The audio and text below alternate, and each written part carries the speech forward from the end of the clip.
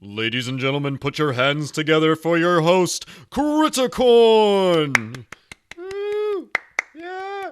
Woo! Where's all the people? I thought we were supposed to pay them! Give them candy! I don't care! Hello, everyone, and welcome to another episode of the Kernels Journal. I'm Criticorn, and today I'd love to talk about a really exciting feature in Star Citizen, which would be all of that late or rare content, which can all be acquired through so many different kinds of playstyles. Maybe you're the player that likes to amass a lot of wealth and purchase these items on the market. Maybe you like to go on those Indiana Jones-style quests, going through the galaxy following the hints and clues that lead you to that Holy Grail item. Or maybe you're the player that can unite many under one banner and repair one of the giant, massive, bangled carriers. Of course, if you do repair one of those carriers, you might see me splat myself onto your windshield and get all demonic on you as I say, "Please, let me in." No! Of course, at which point you'll just get all howl on me and go, "I'm sorry, Criticorn. I'm afraid I can't do that." And of course, while it's blatantly obvious what kind of endgame content I'll be going after, I'm just going to be covering some of the basics of what we might be able to come across and just speculate and give you guys some ideas as to what cool things we can find, whether it be personalized items, ship modifications,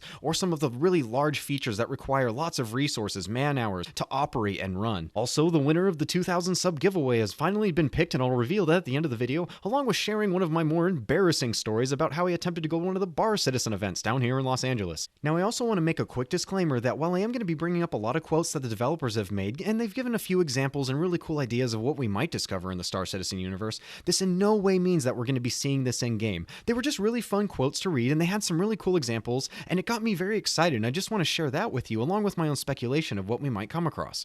Now, while there's going to be so many different kinds of variants and ways players come across really cool and unique hidden things in the universe, I think one of the most common ways is going to be through exploration. Now, the developers gave a really fun example of how discovering something will play out. They use a lot of references to the third Indiana Jones film, and if you haven't seen it, don't worry, I'll go over it a little bit further in detail once I cover the quote. This was in reference to a question about the player population and the discovery ratio in that population. The developer said that while one player will be finding that Holy Grail and drink from the correct cup, it will take 10 to die horribly and choose the wrong grail, 100 to explore and research all the traps that defend the grail, then 200 that will actually purchase that information and sell it on how to disable or get by those traps. There will be 1,000 that are exploring to find the clues that lead to the X that marks the spot where the traps and the grail are hidden. And while all of this will be hidden amongst other clues, diaries and tablets, and other pieces of information, they won't make any sense and will require a lot of brain power of thousands to penetrate the mystery. Sometimes a clue will make no sense without another clue to decipher the first one. After reading that quote, it got me so excited thinking about this in terms of Star Citizen,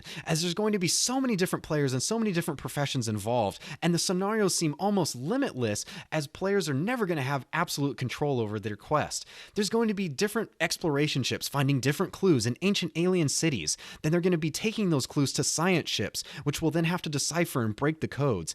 Even then, when the science ships have the info, it's going to be stolen by pirates and info-running ships that will acquire and intercept signals and then sell them on the black market to other players who have already advanced further in the quest. There's also going to be a lot of threatening, pleading, bargaining, and trading, backstabbing, and teamwork that's also going to be required through the effort of NPCs and players alike. And even when the location's whereabouts is finally honed in on, it'll probably be protected by an army of xenomorphs or an ancient alien fleet. And even once that is finally defeated, there will probably be several fake or false artifacts, and a player will only be able to choose one. And while this is certainly just going to be one way or example that players come across these rare items, it's certainly one of the most exciting to me personally, and sounds like the stuff movies are made of. Another developer also expressed their interest with rare content, saying that they believed for them, knowing that they might discover content that was off the beaten path or never seen before, and was something they never expected to find, and was only discovered because they followed some strange trail or hint, would enhance and make the rest of the game really enjoyable and glow with possibilities.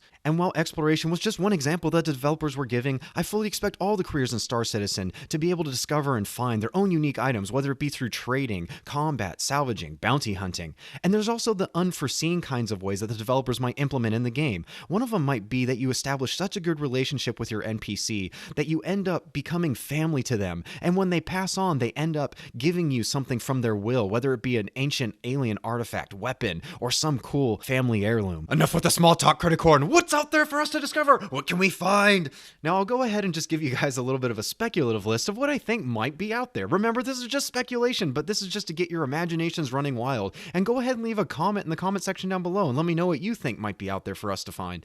The first is going to be all the personalized items that your own person can use, carry, or hold. Now, the first most common thing that I think players would want is definitely getting weaponry. They have the coolest, most baddest gun in the verse. Now, for those of you who have seen the films Elysium or District 9, you'll know exactly what I'm talking about. We're probably going to be seeing different kinds of weapons, rifles that fire large amounts of energy and vaporize them, or using flame to instantly catch them on fire, or using magnetic force to catch all the incoming bullets and then firing back at the enemy. And I'm just going to go ahead and say it, I'm personally hoping that there's going to be a jetpack with a missile attached to the top of it, just like in some famous film with some wars and stars in it. Only this time there's going to be a safety feature so that when some hotshot smuggler bumps into the back of me, it doesn't accidentally activate and send me crashing into the side of a land yacht. And while utilities and weaponry are certainly just going to be one of the things we can discover for own personal use, when the developers said that they're going to be implementing pets in the game, I really hope that they decide to go and get as close as they can to the one in Treasure Planet, the pink little squishy blob called Morph. Of course, my most favorite category that I'm looking forward to is all the rare ship content that's going to be littered across the verse. And while it's just pure speculation as to what kind of really cool weaponry, shielding, engine modifications, or other utilities we could put on our ship,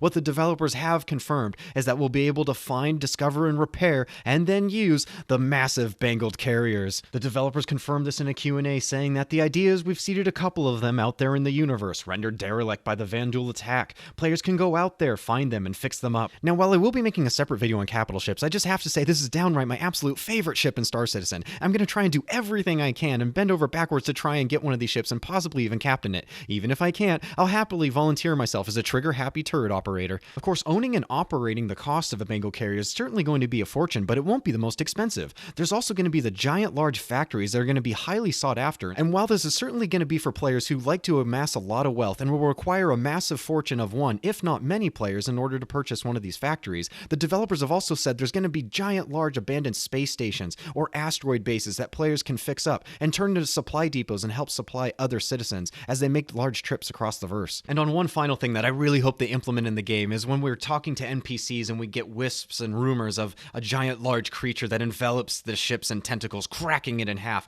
killing the crew on board. Of course, I'm only referring to the one thing I hope they put in, a space kraken. I also recently had a 2,000 subscriber giveaway, and I want to say thank you so much for everybody who participated. It was so much fun looking at all the funny and cool photos you guys took. The winner was finally chosen, and Clint, you are the winner! Go ahead and contact me through Facebook or YouTube and let me know which Star Citizen starter package you would like, the Mustang Alpha or the Aurora MR. I also had a very interesting time as I recently tried to go into the Barsinus events down here in Los Angeles. I was looking through the website and someone contacted me and said, hey, there's a Barsinus event going on near you. Why don't you go ahead and try it out? I started thinking about it for a little bit and thought, you know what? I've never been to a bar in LA by my own free will. Since I don't drink or party, this might actually be fun. I'll be amongst a bunch of Star Citizen players.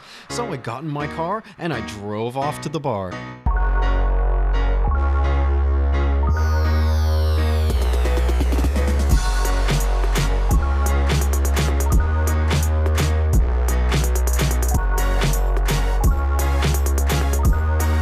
And then I left. Wow, Criticorn, that's awkward. It really was, and I kind of realized that maybe I probably should have brought somebody along so I could chat with them, and I really wasn't brave enough to introduce myself to a bunch of strangers, even though I knew we all love Star Citizen. I was kind of reliving a lot of high school freshman emotions as I was walking around realizing everybody knows everybody except me. So hopefully by next year, maybe I'll have met a few more of you, and I'll be able to meet some more people at Bar Citizen. But hey, +1 bar knowledge for Criticorn, as I learned the hard way. So with that said, I hope you guys enjoyed the episode, and I hope to see you in another episode of the Kernels Journal. Have a great week, a great weekend, and I'll talk to you later.